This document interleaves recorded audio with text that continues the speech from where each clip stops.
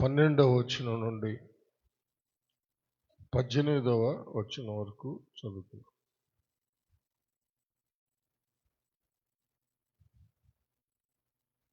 ఆయన సన్నిధి కాంతిలో నుండి మేఘములను వడగండ్లను మండుచున్న నిప్పులను దాటిపోయెను.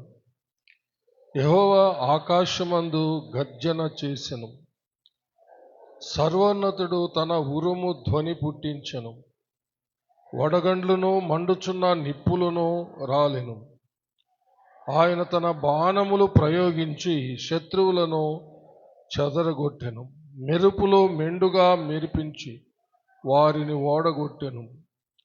యెహోవా, నీ నాసికారంధ్రముల ఊపిరిని నీవు వడిగా విడువగా నీ గద్దింపునకు ప్రవాహముల అడుగు భాగములు కనబడెను. భూమి పునాదులు బయలుపడెను. ఉన్నత స్థలము నుండి చెయ్యి చాపి ఆయన నన్ను పట్టుకొనెను. నన్ను పట్టుకొని మహాజలరాశులలో నుండి తీసెను. బలవంతులకు పగవారు నన్ను ద్వేషించువారు నాకంటే బలిష్ఠులై ఉండగా వారి వశము నుండి ఆయన నన్ను రక్షించెను. ఆపత్కాలమందు వారు నా మీదికి రాగా యెహోవా నన్ను ఆదుకొనెను. దేవుడు తన పరిశుద్ధ వాక్యమును మన ఆత్మీయ మేళ నిమిత్తమై మన వెనుకడిలో దీవించునుగాక. ఆమేన్. దయచేసి కూర్చోండి.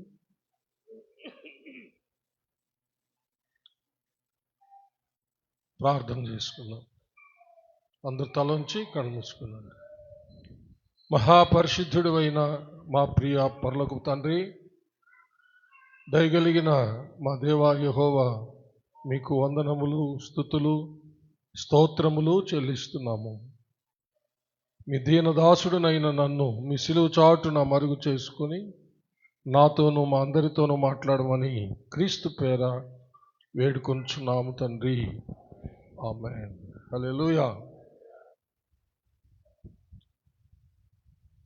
పరిశుద్ధాత్మ ఊపిరి, పరిశుద్ధాత్మ ఊపిరి లేక దేవుని ఊపిరి, దేవుని ఊపిరి.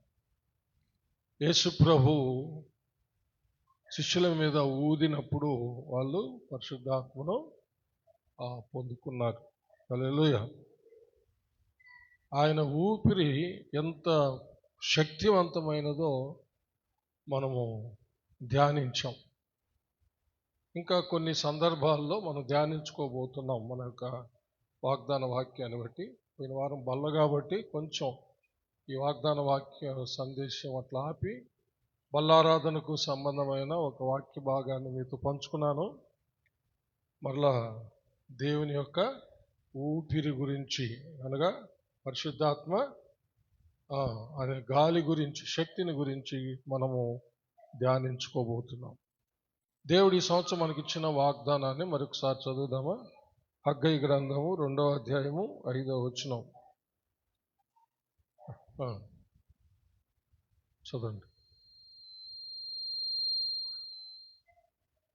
నా ఆత్మ మీ మధ్యన ఉన్నది గనుక భయపడకుడి. హల్లెలూయా. అది ఆ వచనంలో చివరి భాగం అన్నమాట. హల్లెలూయా. నా ఆత్మ మీ మధ్యన ఉన్నది కనుక మీరు భయపడు.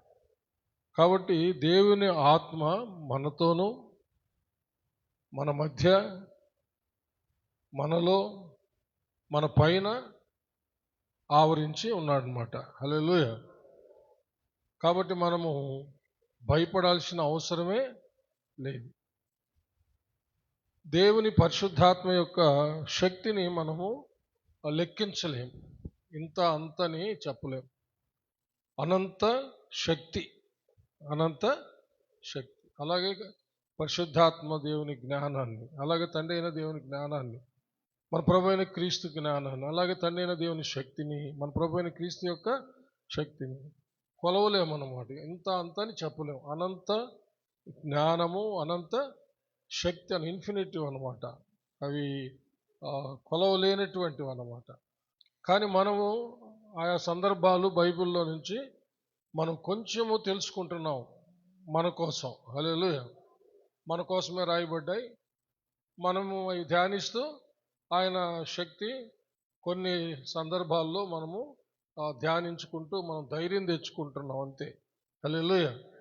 కానీ పరిపూర్ణంగా ఆ యొక్క శక్తిని మనము చూడలేదు, పరిపూర్ణంగా అనుభవించను లేము. మనము ఆ శక్తి ఎదుట నిలవలేము అన్నమాట. అంత శక్తివంతమైనటువంటి దేవుడు. హల్లెలూయా. అందుకనే సర్వ శక్తి గల దేవుడు అని బైబిల్లో చూస్తూ ఉంటాం. హల్లెలూయా. ఇప్పుడు మనం చదివిన కీర్తనలో 15వ వచనం చూడండి. యెహోవా నీ నాసికారంధ్రముల ఊపిరిని నీవు వడిగా విడువగా నీ గద్దింపునకు ప్రవాహముల అడుగు భాగములు కనబడెను, భూమి పునాదులు బయలుపడెను. హల్లెలూయా. ఇక్కడ దేవుడు తన నాసికారంధ్రములో నుంచి ఊపిరిని వదిలాడంట. మనం మానవ సృష్టిని గురించి నేర్చుకున్నాం కదా ఈ మధ్య. నేలమట్టితో నరుణ్ణి నిర్మించి నరుని నాసికారంధ్రములలో దేవుడు తన ఊపిరిని ఊదగా నరుడు జీవాత్మ అయ్యాడని. అంటే మట్టి బొమ్మ రక్తమాంసాలతో జీవించే మాట్లాడే వినే బొమ్మ అయిపోయింది అనమాట. హల్లెలూయా. అంటే మానవుడు మాట్లాడే బొమ్మ. హల్లెలూయా. మానవుడు మాట్లాడే బొమ్మ, వినే బొమ్మ. హల్లెలూయా. విగ్రహాలు నోరుండి మాట్లాడవు, చెవులుండి వినవు, చేతులుండి తాకవు, కాళ్ళుండి నడవవు. అవి బొమ్మలు. మనం మానవులు ఎవరంటే మాట్లాడే బొమ్మలు అన్నమాట. హల్లెలూయా. ఎలా మాట్లాడే బొమ్మలమైనాము? ఈ మట్టి బొమ్మకు దేవుడు ఊపిరి పోసాడు అనమాట. హల్లెలూయా. అందుకని ఈ మట్టి బొమ్మ మాట్లాడే బొమ్మ అయింది, వినే బొమ్మ అయింది, చూసే బొమ్మ అయింది, జీవంతో చెలించే బొమ్మ అయింది. హల్లెలూయా. మనం బొమ్మే. హలో, మనము దేవుడు చేసిన మట్టి బొమ్మ. ఆ మట్టి బొమ్మకు ఆయన జీవం పోసాడు అనమాట. చప్పలు కొట్టి దేవుడిని మహిమపరుస్తాము. అందుకనే దావీదు రాజు అనేక సార్లు ఆయన తను తాను తగ్గించుకుంటూ ఏమన్నాడంటే, మట్టే కదా ప్రభువా, మేము మట్టే కదా నైనా, మేము ఏ పాటి వాళ్ళము అన్నాడు. అబ్రహాము కూడా అలాగన్నాడు, దుమ్ము ధూళే కదా ప్రభువా మేము, మీరు జీవం పోస్తే మేము జీవిస్తున్నాము అంతే.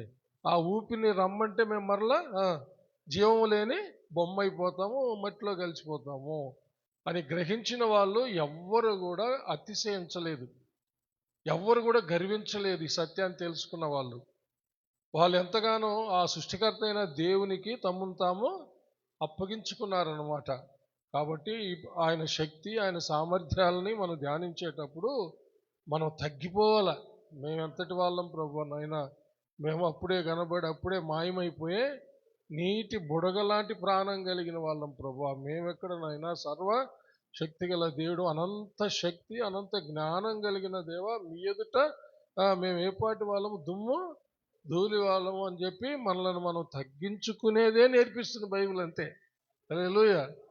బైబిల్ బాగా అర్థం చేసుకుంటే, ధ్యానిస్తే మనం ఏమైపోతామంటే సృష్టికర్త అయిన దేవుని ఎదుట మనల్ని మనం సాగిలు పడిపోతాం అంతే. అతిశయించడానికి ఏమీ మన దగ్గర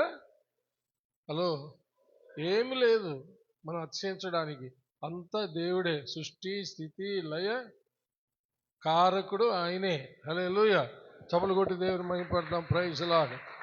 కాబట్టి మనము ఈ భూమి మీద బతికినంత కాలము దేవుని యొక్క కృపను పొందుకొని ఆయన కరుణ కటాక్షాలతో ఆయన పాదాల సన్నిధిలో మనల్ని తగ్గించుకొని ఆయన అనుగ్రహంతో ఆయన కృపతో క్షేమంగా బ్రతికి ఆయన పిలిచినప్పుడు మరలా ఆయన దగ్గరికి వెళ్ళిపోవాలి అంతే మన జీవితం. హల్లెలూయా. అలాగని పని బాట లేకుండా ఉండమని బైబిల్ చెప్తుందా? ఎవరెవరికి అప్పగించబడిన పనులు వాళ్ళు చేసుకోవాల్సిందే. సొలొమోను రాజు చక్కగా రాశారుగా సామెతల గ్రంథంలో, ఓ సోమరి చీమల యొద్దకు పోయి జ్ఞానము తెచ్చుకో, బుద్ధి తెచ్చుకో అని చెప్పాడుగా. కాబట్టి సోమరులుగా ఉండమని దేవుడు మాత్రము చెప్పలేదు. దేవుడు ఎవరెవరిని ఏ విధమైన పనుల్లో పెట్టాడో ఆ పనులు వాళ్ళు చేసుకోవాల్సిందే, ఆయా ధర్మాలు వాళ్ళు నెరవేర్చాల్సిందే ప్రియులారా. హల్లెలూయా. కాబట్టి అన్ని బైబిల్ సంపూర్ణ గ్రంథం. హల్లెలూయా. మానవునికి సంపూర్ణ మాన్యువల్ ఏమన్నా ఉందంటే బైబిలే. చప్పలు కొట్టి దేవునికి మహిమపరుస్తాం. హల్లెలూయా. మానవుడు ఎలా ఉండాలి అనే దానికి దిక్చూచి లేకపోతే మాన్యువల్ మనకు పరిశుద్ధ బైబిల్ గ్రంథం అన్నమాట. హల్లెలూయా. ఇక్కడ చూడండి, ఆయన నాసికారంధ్రం ఊపిరిని ఒడిగా విడిచాడంట. అది ఎలా ఉందంటే ఆయన ఒడిగా ఊపిరి ఊదితే అది గద్దింపులాగా ఉందంట. ఎలా ఉంది? అది గద్దింపులాగా ఉందంట. ఆ గద్దింపుకి ఏం జరిగిందంటే ప్రవాహముల అడుగు భాగములు కనబడాయంట. సముద్రం యొక్క అడుగు భాగములు కనబడ్డాయంట. భూమి యొక్క పునాదులు కనబడ్డాయంట. ఇంక ఎంత పవర్ఫుల్ ఆలోచించ, ఎంత శక్తివంతమైనది ఆలోచించండి. హల్లెలూయా. మనకు తెలుసు సముద్రాల్లో పసిఫిక్ మహాసముద్రం చాలా లోతైనదని మనకు తెలుసు కదా. ఇప్పుడు ప్రభు అక్కడ ఆయన నాసికారంధ్రములో ఊపిరి ఊస్తే ఏం కనబడుతుందంటే ఆ లోతైన సముద్రం అడుగు భాగం కనబడుతుందంట. అంతేకాదంట, భూమి యొక్క పునాదులు కూడా కనబడతాయంట. అంటే అంత పవర్ఫుల్ టార్చ్ అన్నమాట. టార్చ్ లైట్ వేస్తే మనము కొంత దూరం చూస్తాం కదా. నీళ్ళల్లో కూడా టార్చ్ లైట్లు వేసుకొని వాళ్ళు అన్నీ చూసి చెప్తా ఉంటారుగా. మనం చూస్తూ ఉంటాం దీంట్లో జాగ్రఫీ దాంట్లో చూస్తూ ఉంటాం కదా. వాళ్ళు లోపలికి వెళ్ళిపోయి ఆ కెమెరాలు తీసుకెళ్ళిపోయి లైట్లు వేసుకొని ఆ సముద్రం అడుగు భాగాన్ని ఉండేవన్నీ కూడా వాళ్ళు చూసి మనకు చెప్తా ఉంటారు. మనకు సైన్స్లో వాటిలంతా వస్తూ ఉంటాయి. అవన్నీ మనం నేర్చుకుంటా ఉన్నాం కదా. స్టూడెంట్స్ ఇప్పుడు ఇంకా ఎక్కువగా మా దినాల్లో కంటే ఇప్పుడు ఇంకా ఎక్కువగా అవన్నీ వాళ్ళకి దొరుకుతూ ఉన్నాయి. అంటే అంత టెక్నాలజీ పెరిగిపోయింది, సైన్స్ పెరిగిపోయింది. అయితే ఇవన్నీ ఎలా ఉన్నాయంటే దేవుడు ఊపిరి ఊస్తే సముద్రం అడుగు భాగం కనబడిందంట.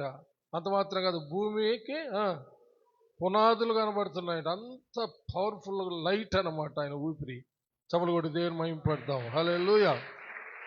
అంటే మనం ఊపిరి అంటున్నాం, కానీ ఆ ఊపిరి ఒక ప్రత్యేకమైన ఊపిరి అన్నమాట. ఇప్పుడు అంటే ఏం చూపిస్తుంది? ఆ ఊపిరి ఎలా ఉంది?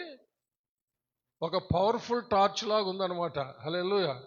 Light light light. హల్లెలూయా. ఆయన శ్వాసలో ఒక చెప్పండి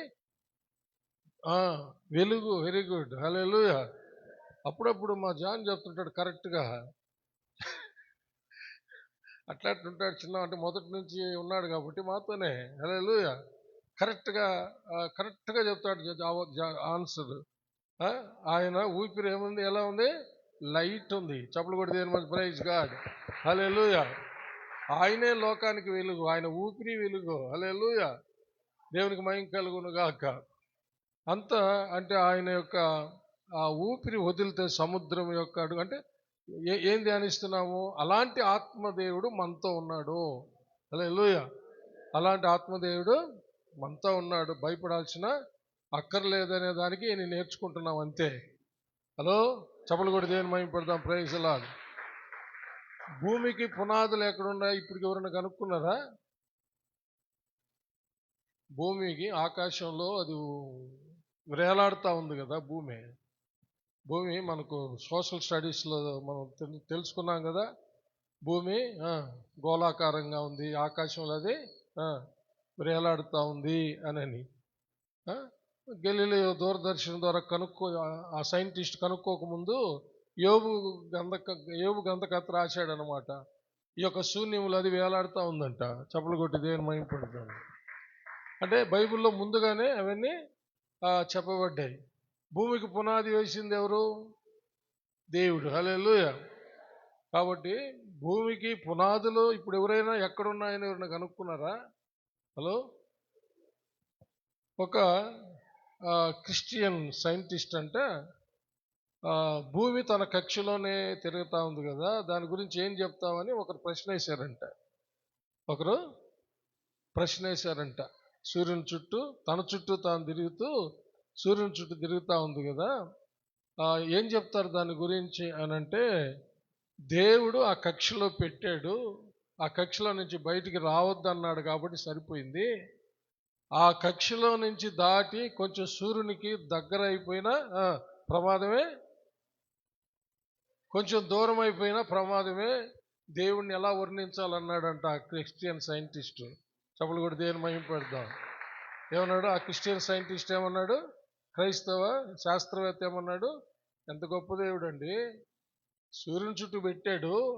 సూర్యునికి అది కక్షలో నుంచి దాటి కొంచెం దగ్గర అయిపోతే భూమి కాలిపోద్ది, కొంచెం దూరం అయితే ఐస్ గడ్డ అయిపోద్ది అని చెప్పాడంట. కొంచెము సూర్యునికి దూరం అయిపోద్ది, ఇప్పుడున్న కక్షలో నుంచి దూరం అయితే ఐస్ గడ్డ అయిపోద్ది, మానవులు ఐస్ గడ్డలో చచ్చిపోతారు. ఆ కక్షను దాటి సూర్యునికి దగ్గర పోతే భూమితో పాటు మనుషులందరూ కాలిపోతారండి. దేవుడు ఆ కక్షను దాటొద్దని ఆజ్ఞ ఇచ్చాడు.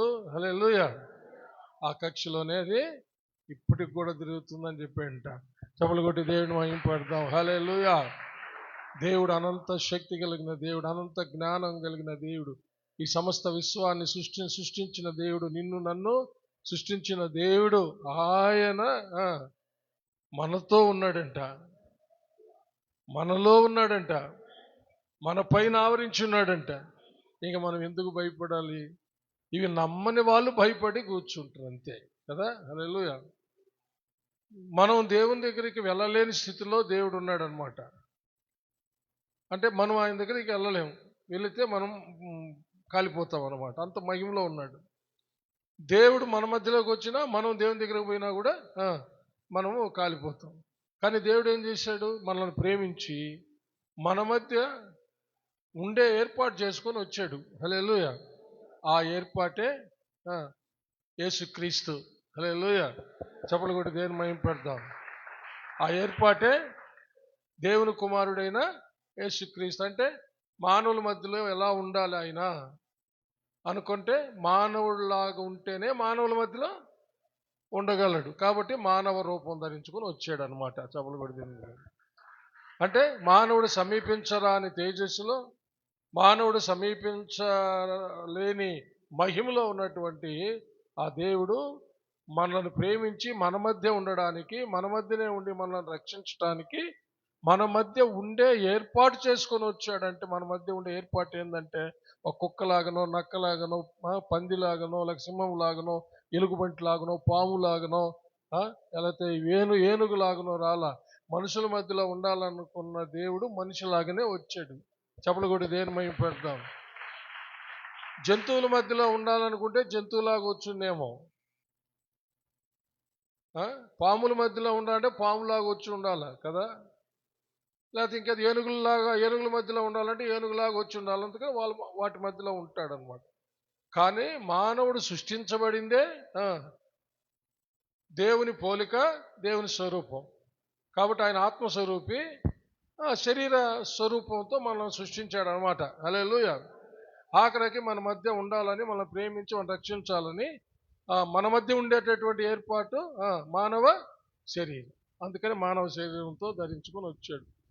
ఇప్పటికి కూడా అనేక మంది జంతువుల్లో దేవుడు ఉన్నాడని పూజిస్తూ ఉన్నారు, పాముల్లో దేవుడు ఉన్నాడని పూజిస్తూ ఉన్నారు, ఏనుగులో దేవుడు ఉన్నాడని పూజిస్తూ ఉన్నారు. ఇంకా సింహం ఏది భయంకరంగా కనబడితే దాంట్లో దేవుడు ఉన్నాడని దానికి భయపడిపోయి దానికి దండాలు దశకాలు పెడితే అది పైకి రాకుండా ఉంటుంది, దానివల్ల ప్రమాదం రాదు అన్నటువంటి ఒక భయంకరమైనటువంటి ఊహతో, ఆలోచనతో అసత్యాన్ని, నిజం కాని దాన్ని మానవులు భయంకరంగా ఆరాధిస్తూ నశించిపోతున్నారు అన్నమాట. అలాగా నశించిపోయిన మనల్ని ఎత్తికి రక్షించడానికే దేవుడు 25 సంవత్సరాల క్రితం మన మధ్య ఉండి మనతో మాట్లాడి, మనము ఆయనను కలిగి ఉండే విధంగా, మనం ఆయనతో, ఆయన మనతో ఉండే విధంగా ఏర్పాటు చేసుకొని ఆ విధంగా మానవ శరీరం ధరించుకొని వచ్చాడు. చప్పలు కొట్టి దేవుడిని మహింపరుస్తాం. హల్లెలూయా. అందుకనే యేసు ప్రభు వచ్చినప్పుడు 33.5 సంవత్సరాల కాలం, 33.5 అంటే 30 సంవత్సరాల వరకు ఇంట్లోనే ఉన్నాడు. 3.5 సంవత్సరంలోనే ప్రజల మధ్యకు వచ్చాడు. హల్లెలూయా. ఎన్ని సంవత్సరాలు? 30వ సంవత్సరం వరకు ఇంట్లోనే ఉన్నాడు అనమాట. 3.5 సంవత్సరాల కాలంలో దేవుని రాజ్యాన్ని భూమి మీదకి తెచ్చేశాడు. చప్పలు కొట్టి దేవుని మహిమ పెడతాం. హల్లెలూయా. ఏది 3.5 సంవత్సరాల కాలంలో ఏం తెచ్చాడు? దేవుని రాజ్యాన్ని భూమి మీదకి తెచ్చేసాడండి. చప్పలు కొట్టి దేవుని మహిమ పెడతాం. హల్లెలూయా. దేవుని రాజ్యాన్ని భూమి మీదకి తెచ్చేసి దానిని ఒక చిన్న గుంపుగా చేసి ఈ దేవుని రాజ్యం ప్రపంచవ్యాప్తంగా విస్తరిస్తుందని చెప్పాడు. ప్రపంచవ్యాప్తంగా విస్తరిస్తూ ఉంది. చప్పలు కొట్టి దేవుని మహిమ పెడదాం. హల్లెలూయా. అందుకని ప్రార్థన కూడా నేర్పించాడు. ఏమని? పరలోకమందున్న మా తండ్రి, మీ నామము పరిశుద్ధపరచబడుగాక, మీ రాజ్యము వచ్చునుగాక. హల్లెలూయా. చప్పలు కొట్టి దేవుని మహిమ పెడదాం. Praise God. హల్లెలూయా. కాబట్టి ఆయన చేసిన ఈ ఏర్పాట్లు జాగ్రత్తగా గమనించినటువంటి వాళ్ళు ఏ మాత్రము దేనికిని భయపడరు అంతే. హల్లెలూయా. ఆ గొప్ప దేవుడు మన మధ్య ఉండేటట్టు మానవుడుగా వచ్చాడు. సరే, ఆయన వచ్చి రక్షణ కార్యం చేసేసి ఆయన మళ్ళీ వెళ్ళిపోయాడు. తర్వాత ఏ కార్యం చేశాడు? ఆయన మనలోనే ఉండేటట్టు మన దేహాన్ని తనకు ఆలయంగా చేసేసుకున్నాడు. ఇంకా హల్లెలూయా. ఏం చేశాడు? మన దేహాన్ని దేవునికి ఆలయంగా చేసేసుకొని దేవుని ఆత్మను మనలోనే పెట్టేశాడు. చప్పలు కొట్టి దేవుని మహిమ.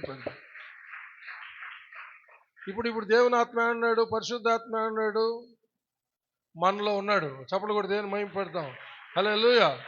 ఎవరైతే యేసుక్రీస్తు రక్తము ద్వారా విమోచించబడ్డారో, యేసుక్రీస్తు రక్తము ద్వారా కడగబడి పరిశుద్ధపరచబడ్డారో ఆ వ్యక్తి దేవుని యొక్క పరిశుద్ధమైన ఆలయమై ఉన్నాడు. ఆ ఆలయంలో పరిశుద్ధాత్ముడు నివసిస్తున్నాడు.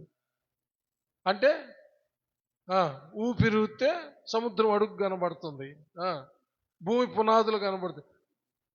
అనంత శక్తి కలిగిన ఆత్మదేవుడు. అది మీకు ఈ పక్క చెప్తే కదా, ఈ పక్క చెప్పారు, సంతోషం. ఈ పక్క ఒక్కరు కూడా మాట్లాడలేదే. ఆ అనంత శక్తి కలిగిన దేవుడు ఎక్కడున్నాడు? ఇప్పుడు మనలో ఉన్నాడండి. హల్లెలూయా. ఎవరైతే ఒక పాపి తన పాపిని గ్రహించి పాప క్షమాపణ నిమిత్తం, పాప ప్రక్షాళన నిమిత్తం యేసుక్రీస్తు నామంలో లేక తండ్రి, కుమార, పరిశుద్ధాత్మ నామంలో బాప్తిసం పొంది రక్షించబడిన తర్వాత ఈ గొప్ప అనంత శక్తి కలిగినటువంటి దేవుడు అనంత శక్తి కలిగిన తన ఆత్మను లేక పరిశుద్ధాత్మను మనలోనే పెట్టాడు. హల్లెలూయా. అర్థమైందా? అంటే ఆ విధమైన ఏర్పాటు చేశాడు ఆయన. హల్లెలూయా. అంటే మనలోనే ఉండి మనకు సహాయం చేస్తున్నాడంట. హల్లెలూయా. ఎవరు? ఊపిరితే సముద్రం అడుగు భాగం కనబడంత శక్తి కలిగిన దేవుడు. భూమి పునాదులు కనబడుతున్నాయంట, ఆ శక్తి కలిగిన దేవుడు. హల్లెలూయా. అనంత శక్తి కలిగిన దేవుని ఆత్మ నీలో నాలో నివసిస్తున్నాడంట. చప్పలు కొట్టి దేవుని. దేనికి భయపడాలి నువ్వు? దేనికి భయపడ? మనలో ఉండి మన సాయం చేస్తున్నట్ట. ప్రార్థన చేసేదానికే కాదు. హల్లెలూయా. అన్ని విషయాల్లో సహాయం చేస్తా ఉన్నాడు. ఒకసారి రోమపత్రిక 8వ అధ్యాయం 23వ వచనం చదవండి.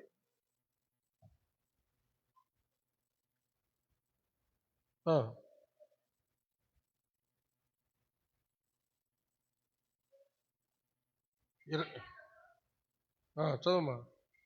అంతేకాదు 26 చదవండి. అటువలే ఆత్మయు మన బలహీనతలను చూసారా ఏం చేస్తున్నాడంట? చెప్పండి అందరూ, పైన ఉన్న వాళ్ళు కూడా చెప్పండి. ఏం చేస్తున్నాడంట? సహాయము చేస్తున్నాడు. సహాయము చేస్తాడు. ఎక్కడుండి? మనలోనే ఉండి. హల్లెలూయా. ఇంకా దేనికి భయపడాలి మనం? దేనికి భయపడాలి? ఎవరికి భయపడాలి? ఇంత గొప్ప అనంత శక్తి కలిగిన దేవుని ఆత్మలో నివసిస్తూ మనకు సహాయం చేస్తా ఉంటే మనం ఎందుకు భయపడాలి? దేనికి భయపడాలి? ఎవరికి భయపడాలి? ఎవరికి భయపడాల్సిన అక్కరే లేదు. ఎవరో ఏదో చేస్తారు, ఏమో చేసేస్తారని చెప్పి భయపడాల్సిన అక్కరే లేదు. ఎందుకంటే ఆయన సహాయం చేస్తా, అన్ని కోణాల్లో సహాయం చేస్తాడు ఆయన. హల్లెలూయా. అన్ని కోణాల్లో. ఒకవేళ దేవుని కొరకు హతసాక్షి అవ్వాల్సి వస్తే కూడా ధైర్యంగా క్రీస్తు కొరకు హతసాక్షి అయ్యేటట్టు సహాయం చేస్తాడు. హల్లెలూయా, దేవునికి మహిమ కలుగును గాక. పేతురు హతసాక్షి అయ్యేదానికి ముందు తన భార్యను హతసాక్షి అయ్యేదానికి దగ్గరుండి సాగనంపాడు అన్నమాట. చప్పలు కొట్టి దేవుని మహిమ. భార్యని సాగనంపాడు. పేతురు కంటే పేతురు భార్య ముందు హతసాక్షి అయిపోయింది. దగ్గరుండి సాగనంపాడు. నీ వెనక నేను వస్తాను పోని. చప్పలు కొట్టి దేని వైపు అంటే ఎవరు అలాగ బలపరిచేది? నీలో ఉన్న నాలో ఉన్నటువంటి పరిశుద్ధాత్మ దేవుడు. ఏమిటి అసలు ఆ ధైర్యం ఏమిటి? ఈ భూమి మీద చచ్చిపోయిన వెంటనే లేక హతసాక్షి అయిన వెంటనే మనం అస్సలైన తేజోమయమైనటువంటి తేజోవాసులు ఉండే దగ్గరికి ఆ మహామహిమలోకి వెళ్ళిపోతాం అంతే. చప్పలు కొట్టి దేవునికి మహిమపరుస్తాం. హల్లెలూయా. ఈ అశాశ్వతమైన భూమి మీద నుండి శాశ్వతమైనటువంటి పరలోకానికి వెళ్ళిపోతాం ప్రియులరా. అర్థమవుతుంది? ఏమన్నా అర్థమవుతుందా? ఈ ఏర్పాటు చేసి అంత గొప్ప అనంత శక్తి కలిగిన ఆత్మను మనల్లోనే పెట్టాడు. చప్పలు కొట్టి దేవుడిని మహిమ పరుస్తాము. హల్లెలూయా. మరికొన్ని విషయాలు దేవుని ఆత్మను గురించి తెలుసుకుంటాం. కీర్తనల గ్రంథము 33వ కీర్తన 6-7 వచనాలు చదువుతాం. 33వ కీర్తన 6-7 వచనాలు చదువు. యెహోవా వాక్కు చేత ఆకాశములు కలిగెను, ఆయన నోటి ఊపిరి చేత వాటి సర్వ సమూహము కలిగెను. సముద్ర జలములను రాశిగా కూర్చువాడు ఆయనే, అగాధ జలములను కొట్లలో కూర్చువాడు ఆయనే. చప్పలు కొడి దేవుని మహిమ. ఆయన నోటి ఊపిరంట ఆకాశంలో ఉన్న సర్వస్వాన్ని కలిగజేసిందంట. ఆయన వాక్కు ఆకాశాలను కలిగజేస్తే ఆయన ఊపిరి విడిస్తే ఇప్పుడు ఆకాశం మనం చూస్తున్నామే. ఏం చూస్తున్నామా? చెప్పాలి టకటక. సూర్యుడు, చంద్రుడు, నక్షత్రాలు, ఇంకా ఎన్నో గెలాక్సీ మనం చూడలేని పాలపుంతలు ఎన్నో ఉన్నాయి కదా. సోషల్ స్టడీస్ జరిగిన బాగా తెలుసుకుంటారు. అన్నీ ఎన్నో తెలియని విషయాలు ఉన్నాయి ఆకాశంలో. హలో, అవన్నీ ఆయన ఊపిరి ద్వారా సృష్టించబడ్డాయంట. వాక్కు చేత ఆకాశాలు కలిగితే ఆయన నోటి ఊపిరి చేత మనము చూస్తున్నవి, మనకు కంటికి కనబడనివి ఎన్నో ఎన్నో ఎన్నో ఈ ఆకాశాల్లో అన్నీ కలుగ చేయబడ్డాయి. చప్పలు కొడి దేని మహిమ. అంత అనంత శక్తి కలిగిన దేవుణ్ణి పక్కన పెట్టి ఆయన నోటి ఊపిరి చేత సృష్టించబడిన సూర్యుడిని దేవుడిగా కొలుస్తున్నారన్నమాట. దేవుని ఊపిరి చేత సృష్టించబడిన చంద్రుడిని ఆరాధిస్తున్నారు, నక్షత్రాలను ఆరాధిస్తున్నారు. అంటే ఈ జ్ఞానము వాళ్ళకు బోధించబడ్డంలే. హలో, బైబిల్ ఎంత స్పష్టంగా చెబుతుంది చూడండి.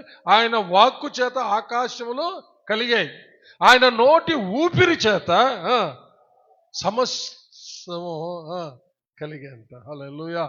చప్పలు కొట్టి దేవుని మహిమ. అలాంటి ఆత్మదేవుడు చెప్పండి, నీలో నాలో ప్రతి ఒక్కొక్కరిలో, రక్షించబడిన ప్రతి ఒక్కరిలో ఉన్నాడు. హల్లెలూయా. ప్రభువా, నా ఇల్లు ఖాళీగా ఉంది, ఒక్కసారి ఊదు, అన్నీ ఏర్పడిపోను. చవులు కూడా దేని వచ్చి పరేష్గా. భీముడెంలో భీము లేవు, బీరువాళ్ళు బట్టలు లేవు, ఏమేమో చెప్పుకోండి, స్టవ్ లేదు, గ్యాస్ లేదు, ఏమి లేదు. ఒక్కసారి ప్రభా ఒక్కసారి ఊదు అంటే ఇవి చెప్తా ఉంటే అందరికి ఏమనిపిస్తుంది అంటే, ఈ విశ్వాసం తెలియని వాళ్ళకి, అబ్బా ఆయన చెప్తున్నాడు చూడరా ఊతే అంట దేవుడు అన్నీ వచ్చేస్తున్నాయి, గ్యాస్ వచ్చేస్తుందంట, అది వచ్చేస్తుంది, ఇది వచ్చేస్తుందంట అంటారు కదా. కానీ విశ్వాసంతో దేవుని ఊదమని చెప్పండి. హల్లెలూయా. అవి ఎలా వస్తాయంటే అలా వస్తాయి అంతే. హల్లెలూయా. 5 రెట్లు 2 చేపలు ఎట్లా 5,000 మందికి? స్త్రీలు పిల్లలు తినగా 12 గంపలు ఎట్టెత్తారు? అదేమన్నా కథ? లేకపోతే ఊరికనే ఆ పిల్లలు సంతోషపడదానికి చెప్పిన కథ కాదు కదా. హలో, ఏమంటే కథ? బైబిల్లో ఉన్న విషయాలు కథలు కావు, పిల్లలు నవ్వించడానికి చెప్పిన కథలు కావు ఇవి. మన పాశ్రమంలోకి ఒక ఫ్యామిలీ డాక్టర్ ఉండేవాడు, మంచి బ్రాహ్మణుడు, పప్పులీదిలో ఉండేవాడు అనమాట. పిల్లల్ని అక్కడికి తీసుకుపోయేది నేను. ఆయనతో కొంచెం చనువేరు పడింది నాకు. ఆయన మన క్రిస్టియన్ అమ్మగారి బడిలో చదువుకున్నాడంట. ఇంట్లో వాళ్ళ తల్లిదండ్రులు కొడితే మేము అమ్మగారి దగ్గరికి వెళ్ళిపోతాం అనేవాడంట. అంటే తల్లిదండ్రుల కంటే ఎక్కువ ప్రేమ చూపించారు వాళ్ళు. ఇప్పుడు ఎక్కడ సల్మాన్ అన్నాడు. అప్పుడు మేము ఇంట్లో కొడితే మేము అమ్మగారి దగ్గరికి వెళ్ళిపోతాం అంటే వాళ్ళు ఇంట్లో చూపించిన ప్రేమ కంటే ఎక్కువగా చూపించారంట. ఎవరు? ఆ రోజుల్లో స్వాములూరులో అమ్మగారులు అంటే సేవకులంతా అటనే వాళ్ళమే. ఇప్పుడు ఎక్కడ సల్మాన్ ఎక్కడ చూసినా గొడవలు ఉన్నాయన్నాడు.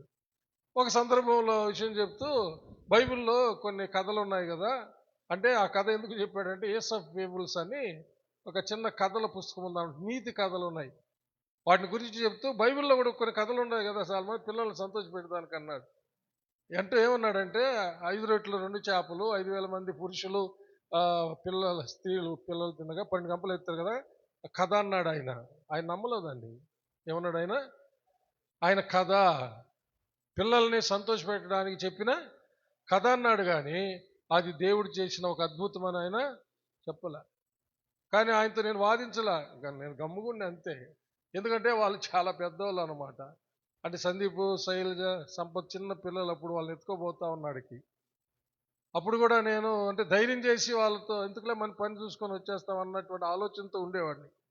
కానీ చాలామంది ఇప్పటికి కూడా ఇలాగ చెప్తే, ఆ పాస్టర్లు చూడ ఊదమంటున్నారు ఇంట్లో దేవుడిని, అన్నీ వచ్చేస్తాయి, గ్యాస్ వచ్చేస్తుందంటే, బియ్యం వచ్చేస్తాయంటే, అన్నీ వచ్చేస్తున్నాయంటే ఎగతాళిగా ఉంటుంది. విశ్వాసం అంటే అదే. మన విశ్వాసము లోకానికి వెర్రితనంగా ఉంటే కార్యం జరుగుతుంది. చప్పులు కొట్టి దేనిమైంది? మీకు అర్థమైందా? మన విశ్వాసము లోకస్తులకి వెర్రితనంగా కనబడేంత విశ్వాసంలోకి నువ్వు కనుక వస్తే, హల్లెలూయా, నీలో నీ విశ్వాసాన్ని బట్టి ఆ అద్భుతాలు దేవుడు చేసి తీర్చాడంతే. చప్పులు కొట్టి దేవుని మహిమపడ్డా. హల్లెలూయా, దేవునికి మహిమ కలుగును గాక. కూర్చొని భర్తను తిట్టడము, పిల్లలను తిట్టడము కాకుండా ఆ వంటిలో తిరుగుతా బీపు డ్రమ్ మీద చేయబెట్టి ఏసునామంలో బీపు డ్రమ్ నిండిపోను గాక, ఏసునామంలో గ్యాస్ వచ్చును గాక. హలో, చెప్పి చూడండి. అదే విశ్వాసం అంటే. హల్లెలూయా. అది ఇతరులకు వెర్రితనంగా ఉంటుంది, మనకు దేవుని శక్తి. చప్పులు కూడా దేవుని మహిమపడ్డా. చాలా సంవత్సరాల క్రితం ఒక విషయం చెప్పాను మీకు, అది ఎంతమంది గుర్తుందో లేదో. పిల్లలు రాత్రి పడుకొని ఉదయం స్కూల్కి వెళ్ళిన తర్వాత ఆ పిల్లలు పడుకునే బెడ్ మీద చేతులు పెట్టి ప్రార్థన చేయమన్నా. ఎవరన్నా చేస్తున్నారా? వెరీ గుడ్, సంతోషం. ఒక 3 చేతులు ఎత్తారు. చాలా అవసరం. ఆ మంచాల మీద ఉన్నటువంటి దుష్ట ప్రభావాలన్నీ చేతుల్లో తండ్రో చేయబెట్టి ప్రార్థన చేస్తే, హల్లెలూయా, ఆ ప్రభావాలన్నీ మారిపోతాయి. చప్పలు కొట్టి దేవుని మహిమపడదాం. Praise lord. పరిశుద్ధాత్మ దేవుడు ఇప్పుడు చాలా సంవత్సరాల క్రితం చెప్పిన సంగతి ఇప్పుడు మరలా జ్ఞాపకం చేస్తున్నాడు. ఇకనైనా మిగిలిన వాళ్ళు కొనసాగించండి. హల్లెలూయా. మీకు తెలియకుండానే మీరు కోరుకునే ఆ మార్పులు మీ బిడ్డల్లో వచ్చేస్తాయి అంతే. హల్లెలూయా. ఎందుకంటే నువ్వు ఆ మంచం మీద చేతులు పెట్టి మంచం పక్కన మోకరించి ప్రార్థన చేస్తుంటే నీ నోట్లో నుంచి వచ్చేటటువంటి ఊపిరి పరిశుద్ధాత్మదే. హల్లెలూయా. నీ నోట్లో నుంచి వచ్చే ఊపిరి ప్రార్థన పరిశుద్ధాత్మది. హల్లెలూయా. పరిశుద్ధాత్మ ప్రభావం ఎప్పుడైతే ఆ మంచాన్ని తాకుతుందో, ఆ గదిని తాకుతుందో, ఆ గదిలో తిరుగుతూ స్తుతించి, అది పరిశుద్ధాత్మ ప్రభావం ఊపిరి తాకుతుంది, ఆయన వాక్కు తాకుతుంది, దుష్ట ప్రభావాలన్నీ పారిపోతాయి. ఇది 100కి 100 వాస్తవం. హల్లెలూయా. ఆయన వాక్కు చేత ఆకాశాలు కలిగినాయంట, ఆయన ఊపిరి చేత ఆకాశాలన్నీ నిండిపోయినాయంట. నిన్ను నింపడా దేవుడు? ఎక్కడున్నాడు? నీలో ఉండేది. అందుకే నువ్వు విశ్వసిస్తే నిన్ను నింపడానికి. ఒకవేళ ఒక స్త్రీ కడుపు ఖాళీగా ఉందనుకో, ఖాళీగా అంటే గర్భం లేదనుకో, నీలో ఉన్న దేవుడు నీ ఖాళీ కడుపులో బిడ్డను పెట్టలేడా, వదలేడా? చెవులు కొడితే మంచి ప్రైస్ వదలేడా, పెట్టలేడా? నువ్వు విశ్వసించు, నా కడుపులోకి ఊదు ప్రభువా, హల్లెలూయా, ఒక బిడ్డను ఊదు. చెప్పులు కొడితే ప్రైజ్గా. నేను ఇందాకే చెప్పాను, ఇవన్నీ చాలా రక్తాలుగా ఉంటాయి ఇతరులకి, అయితే ఇది విశ్వాసం. హల్లెలూయా, ఊదు ప్రభువా. ఇస్సాకు ప్రార్థన చేశాడంట తన భార్య కోసం, ప్రభు నా భార్య గుడ్రాలుగా ఉంది, నా భార్యకు గర్భఫలం ఇయ్యని. అలాగే రిబ్కా కూడా ప్రార్థన చేసిందంట. ఒక్కరిని అడిగితే కవల పిల్లలనే పెట్టించాడు, దేవుని స్తోత్రం కలుగును, హల్లెలూయా. ఒక్కరిని అడిగితే కవల పిల్లలనే ఇచ్చేసాడు దేవుడు. విశ్వాసము అన్యుల ఎదుట వెర్రితనంగా ఉంటుంది పిల్లలు, కానీ అది దేవుని శక్తిని ఉత్పత్తి చేస్తుంది. గుర్తుపెట్టుకో, నీవు విశ్వసించి పలికేది దేవుని శక్తిని ఉత్పత్తి చేస్తుంది. హల్లెలూయా, దేవుని శక్తిని అక్కడ పుట్టిస్తుంది. ఆ దేవుని శక్తి కార్యం చేస్తుంది, అసాధ్యమైనవి సాధ్యం చేస్తుంది. చప్పుడు కొట్టి దేవుడిని మహిమపరుస్తాము. హల్లెలూయా. అంత మాత్రం కాకుండా ఆయన అంటున్నాడు, సముద్ర జలములను రాశిగా కూర్చువాడు ఆయనే, అగాధ జలములను కొట్లలో కూర్చువాడు ఆయనే. కొట్లు కట్టి నీళ్లు కొట్లలో పెట్టాడంట. ధాన్యం పండించి ధాన్యాన్ని కొట్టులో పెట్టినట్టుగా అగాధ జలములు, సముద్ర జలాల్ని కొట్టుల్లో పోసాడంట. అందుకనే అది అక్కడి నుంచి బయటికి రావడంలే. హల్లెలూయా. సముద్ర జలాలు కొట్టుల్లో పెట్టినట్టుగా పెట్టున్నాడంటండి. చెప్పలు కొట్టి దేవుని మహిమపడదాం. హల్లెలూయా. అర్థమైందా? ఈ మాటకు అర్థమైందా మీకు? భూమి అంతా నీళ్ళు ఉన్నాయి, దేవుడు అన్ని నీళ్లను పైకి నీళ్లు పోయేటట్టు, ఆకాశంలోకి నీళ్లు కిందికి నీళ్లు ఉండేటట్టు చేశాడు. హల్లెలూయా. తర్వాత భూమి మీద ఉన్న నీళ్ళన్నీ ఆదికాండం మొదటి అధ్యాయం చేస్తే మీకు బాగా అర్థమవుతుంది. భూమి మీద ఉన్న నీళ్ళన్నీ పక్కకు నిలిపేసి భూమి ఆరిన నేల కనబడును గాక అన్నాడు. అప్పుడు సముద్రం ఏర్పడింది. హలో, ఏమంటున్నాడంటే కీర్తనకారుడు వాటిని కొట్టుల్లో వేసి పెట్టాడంట. బంగాళాఖాతము ఒక కొట్టు, హలో, బంగాళాఖాతము, హిందూ మహాసముద్రం, పసిఫిక్ మహాసముద్రము, అరేబియా సముద్రం ఉన్నాయా? ఎప్పుడో నేర్చుకున్న ఏదో వస్తున్నట్టు 4 మాటలు, అప్పుడెప్పుడో చదువుకున్నది వస్తుంది. మీకైతే ఇప్పుడు ఇక్కడికి అనేవి వస్తాయి కదా. అంటే ఒక కొట్టు అంట, ఒక్కొక్క సముద్రం ఒక కొట్టులో పెట్టాడంటండి. హల్లెలూయా. ఆయన శక్తిని ఎలా వర్ణించగలమో. హల్లెలూయా. అందుకనే ఆ కొట్టు ఇప్పితేనే నీళ్లు బయటకు వచ్చేది, దేవుడు ఇప్పితేనే భూమి మీదకి వచ్చేది, లేకపోతే రావు. దేవుడు సెలవిస్తేనే ఆ సముద్రం పొంగి వస్తుంది, లేకపోతే సముద్రం బయటికి రానే రాదు. దేవుడు ఆయా సమయాల్లో ఆయన న్యాయ తీర్పులు జరిగించడానికి సముద్రాన్ని రమ్మని పిలుస్తాడంట. లేఖనాలు బాగా చదువుతూ ఉంటే మీకు అవన్నీ దొరుకుతూ ఉంటాయి. చప్పుడు కొట్టి దేవుని మహిమపడతాం. కాబట్టి ఆయన అనంత శక్తి కలిగిన దేవుని యొక్క వాక్కుని, ఊపిరిని, ఆయన ఆత్మను మనము కలిగి ఉన్నాము. దేనికి భయపడొద్దు, విశ్వాసంతో ఆత్మను దుఃఖపెట్టకుండా, ఆత్మను ఆర్పుకోకుండా, ఆత్మానుసారంగా నడుస్తూ, ఆత్మ ప్రేరేపించి చెప్పిన ప్రకారం చేస్తా ఉండండి. హల్లెలూయా. తన వాక్కు చేత ఆకాశాలను కలుగజేసి తన ఊపిరి చేత సమస్తాన్ని నింపిన దేవుడు. హల్లెలూయా. మీ జీవితాల్లో సమస్తాన్ని నింపేస్తాడు. దేవుడటి కృప మనకందరికి దయచేయను గాక. తర్వాత వారాల్లో మరికొన్ని సంగతులు మనము ధ్యానించుకుందాము. విన్న వాక్యాన్ని బట్టి ప్రార్థన చేసుకుందాము. దయచేసి ఆలోచించండి, దిగులు పడకండి, భయపడకండి. దేవుడు ఎంత గొప్ప దేవుడు అంటే అందరితో మాట్లాడతాడు. గాలి ఒక్కరి మీదే వీయదు కదా, గాలి అందరి మీదకి వీస్తుంది, అవునా కదండి? కాబట్టి పరిశుద్ధాత్మ దేవుని సందేశము అందరి మీదకి వస్తుంది. హల్లెలూయా. గుడిలో ఉన్న అందరికీ ఎవరెవరికి ఏం కావాలో అందరికీ వస్తుందన్నమాట. ఏ ఒక్కరి కోసమో దేవుడు మాట్లాడు. కాబట్టి తలంచి పరిశీలన చేసుకోండి, కళ్ళు మూసుకోండి, పరిశీలన చేసుకోండి. అనంత శక్తి కలిగిన దేవుడు మనలోనే ఉన్నాడు ఆత్మరూపిగా. మనం అనుభవిస్తున్నది చాలా కొద్ది మాత్రమే ఆ శక్తిని.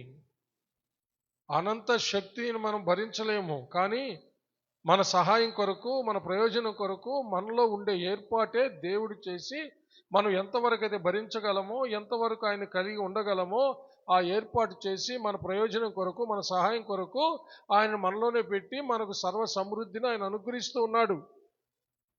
కాబట్టి ఆయన యందు విశ్వాసం ఉంచి ఆయన వైపు చూడండి, ఆయన్ని అడగండి, ఆయనతో ఉండండి, ఆయన అడుగుజాడలో నడవండి. పరిశుద్ధాత్మ దేవుడు మనలో ఉండి మనలో నడిపిస్తున్న ప్రకారము నడవండి. నీ జీవితంలో ఉన్న కొదువులన్నీ పూడిపోతాయి. సర్వ సమృద్ధి, సంతృప్తి నీ జీవితంలో పొందుకుంటావు. తర్వాత శాశ్వతమైనటువంటి ఆయన రాజ్యములో ఆయనతో పాటు ఆనందంతో, సంతోషంతో దేవుని సన్నిధిలో ఆ బంగారు వీధుల్లో, ఆ పరమ యెరూషలేములో, ఆ బంగారు వీధుల్లో చెంగు చెంగున గంతులేస్తూ ఆనందిస్తామంట. అబ్బా, ఎంత గొప్ప భాగ్యంలోకి పోబోతున్నామో ఆలోచించండి ఒక్కసారి. దేనికి భయపడకండి. యేసయ్య యందు విశ్వాసాన్ని విడిచిపెట్టకండి.